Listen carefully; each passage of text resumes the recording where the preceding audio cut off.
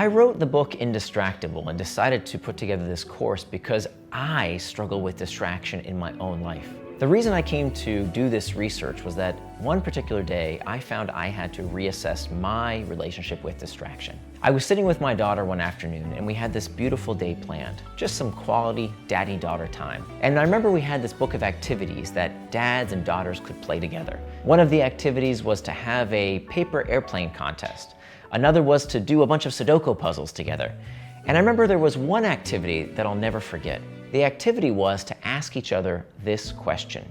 If you could have any superpower, what superpower would you want? I remember that question verbatim, but I can't tell you what my daughter said. Because in that moment, I thought it was really important that I had to just check this one thing on my phone, and by the time I looked up, my daughter had left the room.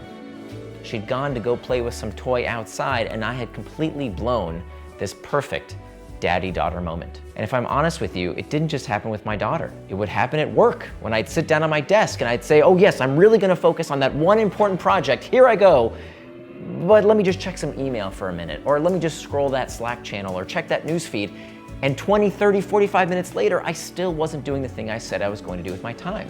It would happen with my physical health, where I would say, oh yes, I'm definitely gonna start eating right. I'm definitely gonna start exercising. But I wouldn't, and I didn't.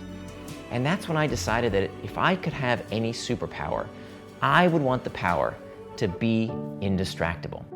Becoming indistractable means you're as honest with yourselves as you are with others. You know, all of us, we know we want to be honest with other people. We would never want to lie to our family, lie to our friends, lie to our coworkers. We would never want to be called liars. And yet, why do we lie to ourselves every single day?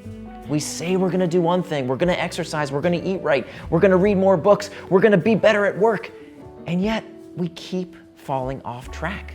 We keep getting in our own way. I delved into the psychology of why we get distracted, why we go off track, and I found a lot of very surprising conclusions. Starting with that these things are not the source of the problem. Did you know that 2,500 years ago, the Greek philosopher Plato talked about how distracting the world was?